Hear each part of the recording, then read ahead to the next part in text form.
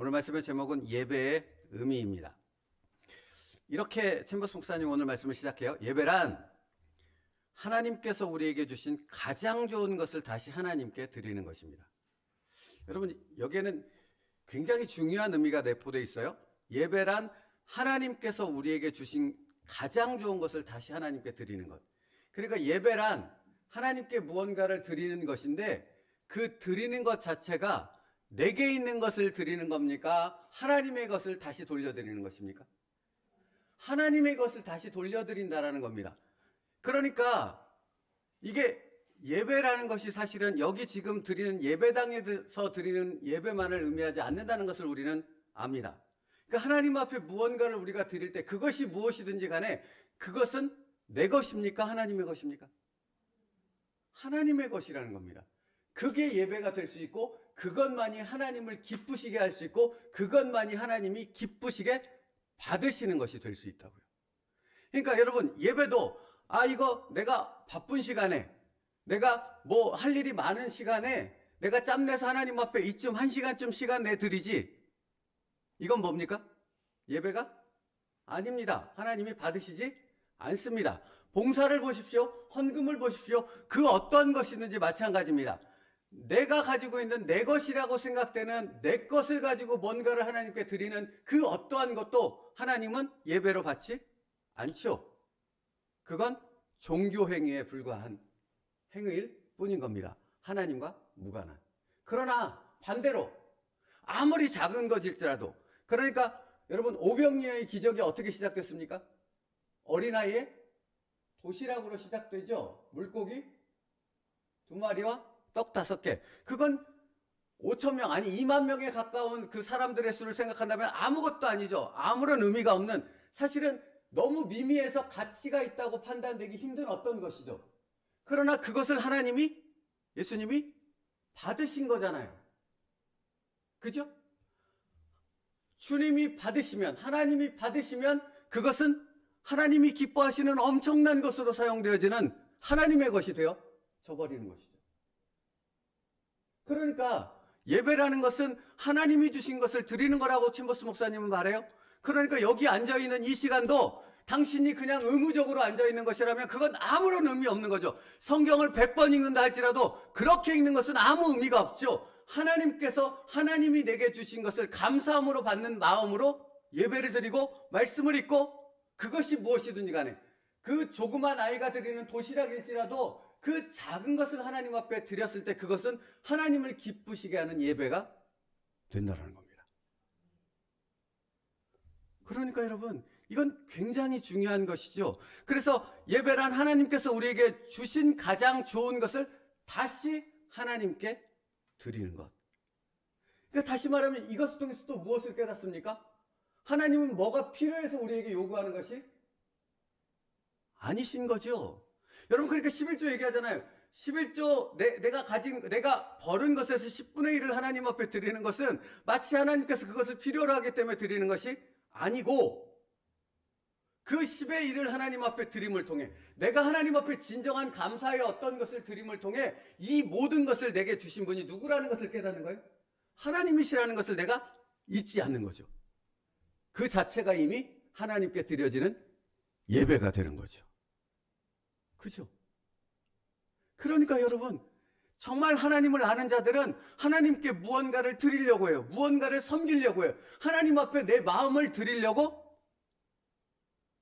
애쓸 수밖에 없는 거죠. 네? 그럴 수밖에 없는 거예요. 하나님을 아는 자는. 하나님을 기쁘시게 하기 위해 힘쓸 수밖에 없거든요. 근데 하나님을 모르는 자는 무엇이든지 인색합니다. 무엇이든지 인색하다고요.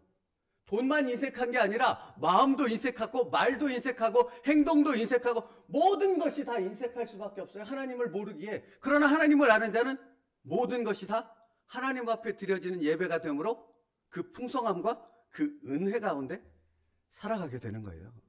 삶 자체가 다르죠. 예배의 의미에 담겨 있는 것이 그런 것이라고요. 그러니까 진정한 예배를 드릴 수 있는 자는 그 삶 자체도 하나님이 정말로 기뻐 받으실 수밖에 없는 그런 삶을, 그런 인생을 살아갈 수밖에 없는 거예요.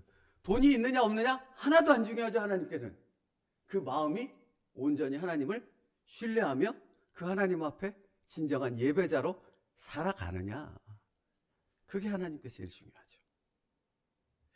그래서 사실은 어제 신방을 했습니다. 정말 밤늦게까지 신방을 했는데 어제 신방한 그 가정에서 무슨 말씀을 전할까요? 히브리서 11장 6절 말씀을 주시더라고요. 근데 히브리서 11장 6절 말씀 우리가 잘 아는 말씀인데 거기에 이렇게 기록되어 있어요. 믿음이 없이는 하나님을 기쁘시게 하지 못하나니. 이렇게 시작돼요. 그러면 하나님을 기쁘시게 하는 것이 뭐라고 히브리서 11장 6절은 말해요?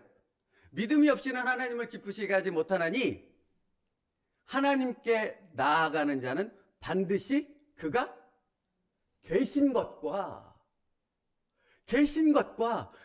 여러분, 하나님을 기쁘시게 하는 것은 재물도 아니고 봉사도 아니고 어떤 엄청난 것이 아니래요. 뭐를 하나님이 기뻐하세요? 하나님을 기쁘시게 할 수 있는 것이 뭐예요? 그가 계신 것을 내가 믿는 것이라고요. 어디에? 내가 살아가는 현실의 삶 속에서. 어제도 하나님은 함께 계셨고 오늘도 함께 계시고 내가 부족하고 연약하고 쓰러지고 정말 못난 이의 삶을 살지라도 거기에 하나님은 나와 함께 계시다. 그것을 믿는 것을 하나님은 가장 기뻐하신대요. 그것을 가장 기뻐 받으신대요. 그게 곧 예배라고 말씀하는 거예요. 그래서 로마서 11장 1절은 뭐라고 말합니까? 거룩한 산 제사를 드리라고 말하지 않습니까? 그것이 너희가 드릴 영적 예배니라. 그러니까 여러분, 하나님은 여러분에게 이 예배당에서 한정된 예배를 받기를 원하시는 분이 아닌 거예요. 진정한 예배는 우리의 삶 속에서 드려지는 예배인데 그 삶 속에서 드려지는 진정한 예배, 하나님을 기쁘시게 하는 예배는 무엇인가? 내가 날마다 하나님을 생각하는 겁니다. 하나님을 기억하는 것입니다. 하나님이 나와 함께 계신다는 것을 인정하는 것입니다. 그러니까 여러분, 내가 무언가에 매이고 무언가에 부족한, 그래서 내 마음이 어떤 하나님 안에 시험이 들고 어려움이 들고 힘드는 상황이 되어졌을 때 그때 뭐 하는 거예요? 그 상황을 허락하신 하나님은 왜 허락하신 거예요? 사랑하는 아들아, 사랑하는 딸아, 그때가 나를 기억할 때다. 내가 너를 붙들고 있단다. 내가 너를 놓지 않고 있단다. 내가 너를 저 천국에 이를 때까지 내가 너를 붙잡고 그곳에 이를 것이다. 그러니까 그 마음을 생각하는 자체가 예배가 될 뿐만 아니라 그 믿음 안에 살아가는 것 자체가 복이지 않습니까? 능력이지 않습니까? 주일날 로마서 8장 말씀, 이 사랑에서, 예수 그리스도 안에 있는 이 사랑에서 그 무엇도 끊을 수 없느니라. 그러니까 여러분, 이 참된 예배의 의미를 아는 자만이 그 놀라운 예수 그리스도 안에 있는 그 권세와 능력을 누리는 자가 될 수 있는 거죠. 내 감정이 나를 무너뜨리지 못하게 하는 거예요. 무너뜨릴 수 없지요. 나를 붙드신 분이 하나님인데, 나를 둘러싸는 어떤 상황이, 이 세상에 휘몰아치는 현실의 어떤 문제들이 나를 무너뜨릴 수 있습니까? 없습니까? 없습니다. 나와 함께 하시는 하나님이 계신데 어찌 그럴 수 있겠냐고요. 그 자체, 그 믿음의 고백 자체가 뭐가 되는 거예요? 예배가 되는 거라고요. 어떤 예배? 하나님을 기쁘시게 하는 예배. 그러니까 예배는 우리에게 주신 선물인 거예요. 그렇죠. 예배 가운데 우리는 더욱 하나님 앞에 회복되어져서 그 하나님과 동행하는 그 엄청난 은혜를 누리는 자로 살아가게 되는 거예요. 그러니 어찌 찬양하지 않을 수 있고 어찌 예배하지 않을 수 있겠습니까? 그래서 여러분, 에녹은, 노아는, 아브라함은 히브리서 11장에 그 믿음장에 기록된 그 수많은 인물들, 그들의 이름 가운데 담겨있는 그들의 약간 기록되어진 그 삶에는 무엇이 기록되어 있는 거예요? 그들이 얼마나 뛰어난 믿음을 가졌는가를 말하고 있는 거예요? 아니잖아요. 그들이 그들의 삶 가운데 그들의 연약함 속에서 누구를 기억하였더라? 하나님을 기억하였더라. 그랬더니 에녹이 300년간 하나님과 동행하는 엄청난 삶을 살았더라. 노아가 100년 동안 그 엄청난 아라랏산에서 방주를 짓는 그 엄청난 사명을 감당할 수 있는 그 하나님의 은혜를 누리는 예배자가 될 수 있었더라. 아브라함과 같은 사람이, 우리와 똑같은 그렇게 부족한 믿음 없는 사람이 믿음의 조상이 되어지는, 열국의 아비와 어미가 되어지는 그 엄청난 복을, 그가 하나님과 동행하는 예배자의 삶을 살았더니 그 엄청난 복을 누리게 되었더라. 그러므로 사랑하는 성도 여러분이여, 그런 참된 예배자가 되어져라. 이 말씀을 하시는 것 아닙니까? 그죠? 오늘 예배는 여기서 끝내도 되지 않겠습니까? 사랑하는 성도 여러분, 그러니까 우리가 받은 은혜와 복이 엄청난 것이고, 예배자가 될 수 있다는 것이, 예수 그리스도로 말미암아 하나님 앞에 예배자로 나아갈 수 있다는 그 자체가 복이요 은혜이기에, 우리의 삶의 매 순간마다 그것을 누리는 자가 되어지라는 것입니다. 그게 찾고 두드리고 간절히 구하라는 주님의 말씀에 담겨있는 의미인 것이지요. 도대체 무엇으로, 무엇 때문에 이 우리가 누려야 될 이 엄청난 예배자의 은혜를 빼앗길 수 있겠냐고요? 빼앗길 수 없습니다. 그죠? 오늘도 그 은혜를 누리십시오. 그 어떤 것도 이것을 빼앗아 가지 못하도록 하시라고요. 그래서 히브리서 그 다음 말씀에 뭐라고 그 다음에 이어지죠? 또한 그가 자기를 찾는 자들에게 뭘 줘요? 상 주시는 힘을 믿어야 할지니라. 여러분, 그냥 상을 주지 않아요. 어떤 자에게? 자기를 찾는 자들에게. 어디서 찾습니까? 죽어서 저기 천국에 가서 하나님을 찾을 이유가 있습니까?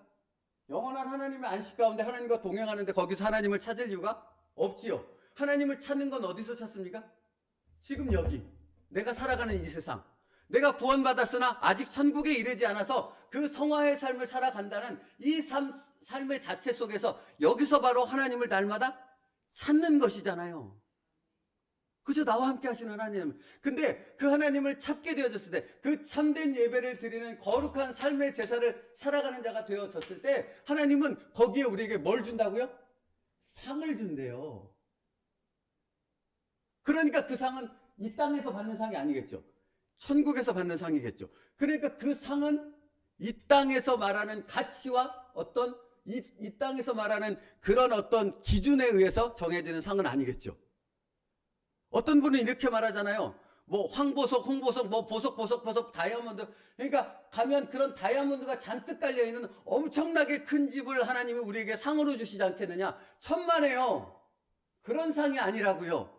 그런 상이 아니라고요. 하나님이 주시는 상은 어떤 상인지 우리가 감히 상상할 수 없는 상이지만, 이 땅에서 하나님을 찾고 하나님이 나와 함께 하신다는 그 참된 예배를 드리는 예배자에게 주시는, 우리로서는 감히 상상할 수 없는 영적인 엄청난 상을 하나님께서 이 땅에서 예배자로 살아온, 참된 예배를 살아온 자에게 주신다라고 말씀하시는 거예요.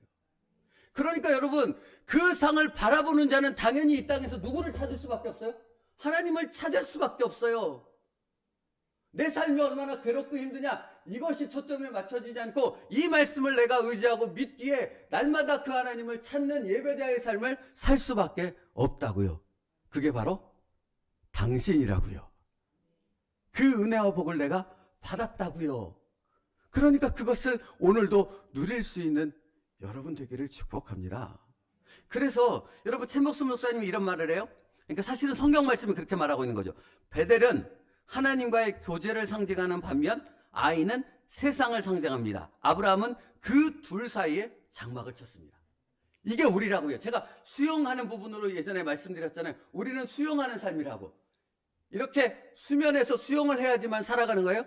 위는 세상이고 아래는 사단이, 그러니까 위는 하나님의 나라, 하나님이 다스리는 세계고 아래는 사단이 다스리는 나라예요. 그런데 우리가 수용 안 하고 가만히 있으면 어떻게 된다고요? 밑으로 빠져드는 거죠.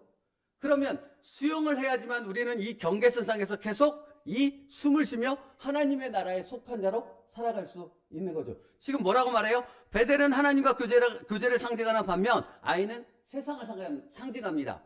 그 사이에 아브라함이 장막을 쳤다고요.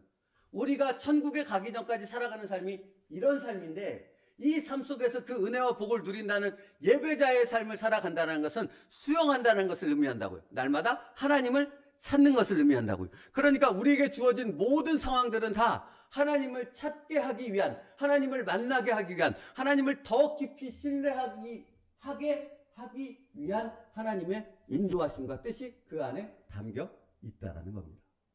그러니까 여러분, 문제를 만났을 때 우리는 찬양할 수 있는 거죠. 할렐루야 할 수 있는 거죠. 내가 어려움 생각지 않은 일들이 생겼을 때 우리는 거기서 누구를 만나게 돼요? 하나님을 만나게 되고 그 하나님을 찾는 예배자의 진정한 기쁨을 누리게 되어지는 거죠. 그러나 믿음이 없는 사람들은 그걸 누리지 못해요. 그걸 알지 못해요. 그래서 어리석은 가운데 자기의 인생을 철저히 파괴하는 삶을 살아가는 것 아니죠. 살아갈 수밖에 없는 거지 않습니까? 우리는 다르다고요. 예수 그리스도의 보혈의 피로 구원받은 예수의 생명을 가진 우리는 다르다고요. 그 다름의 은혜를 누리십시오. 그 복을 누리십시오. 그 예배자의 삶을 누리십시오. 마지막으로 한 가지만 더 말할게요. 챔버스 목사님이 이런 말을 해요. 하나님이 주신 것들을 쌓아두는 어리석은 죄를 범하지 말라고. 그러면서 뭐라고 말해요? 쌓아두는 것은 만나를 하나님이 거둬들일 때 매일 자기가 먹을 수 있는, 가족이 먹을 수 있는 양만큼만 거두라고 했죠. 그 이상을 거두면 어떻게 됐어요? 썩어져 버렸죠. 그러니까 여러분, 아까 서두에 말씀드렸어요. 우리가 하나님께서 주신 것을 하나님께 드리는 거라고. 우리의 모든 것은 다, 내 호흡까지도, 내가 가지고 있는 모든 것 다 하나님이 주신 것이라고. 그러니까 그걸 내가 가지고 있는, 내가 누리고자 하는 어떤 목적으로 쌓아두면 그것은 나의 인생을 망치는, 나 스스로를 망치는 썩어져 냄새나는 것밖에 될 수 없으나, 그것을 하나님의 이름으로 흘려보내는 순종으로 나아가면 하나님께서 그것을 더 풍성하게 하실 뿐만 아니라 그것을 통해 내 영혼의 만족과 기쁨과 하나님이 기뻐 받으셨다는 그 놀라운 은혜를 누리는 나의 삶으로 뒤바꿔 주신다 하는 것이죠. 이게 영적 지혜입니다. 이걸 아는 자와 모르는 자는 전혀 다른 삶을 살 수밖에 없는 거죠. 이것을 아는 자로, 이 진정한 예배자의 기쁨을 누리는 자로 살아가는 여러분 될 수 있기를 축복합니다. 다른 것에 이걸 빼앗기지 마세요. 빼앗길 수 없습니다. 이것을 선포하며 오늘도 그 예배자로서 하나님께서 주신 것을 드리는 그 풍요함의 은혜를 누리는 여러분 되기를 축복합니다. 기도하겠습니다. 살아계신 하나님, 우리 같은 자를 택하셨고 우리 같은 자를 구원하셔서 하나님의 예배자로 삼아 주셨습니다. 아버지, 이 기쁨과 은혜를 누릴 수 있는 자들 되게 하여 주옵소서. 날마다 무엇이 더 필요합니다. 무엇이 부족합니다. 이런 것에 매여전 무엇을 먹을까, 무엇을 입을까, 무엇을 마실까에 초점이 맞춰진 기도가 아니라 정말로 하나님께서 주신 그 풍성한 것들을 누리며 그것을 다시 하나님 앞에 올려드릴 수 있는 진정한 예배자의 삶을 살아가는 저희가 되게 하여 주시옵소서. 그래서 나의 삶 가운데 언제나 하나님이 함께 계시고 하나님께서 나를 그 천국의 그 기쁨을 누리는 삶을 살게 하셔서 결국은 하나님의 그 참된 안식 가운데로 인도하실 것을, 그 놀라운 상을 바라보며 그 기대 가운데 하나님과 동행하는 삶을 살아가는 기쁨의 자녀들이 되게 하여 주시옵소서. 예수님의 이름으로 기도 올리옵나이다. 아멘. 우리 180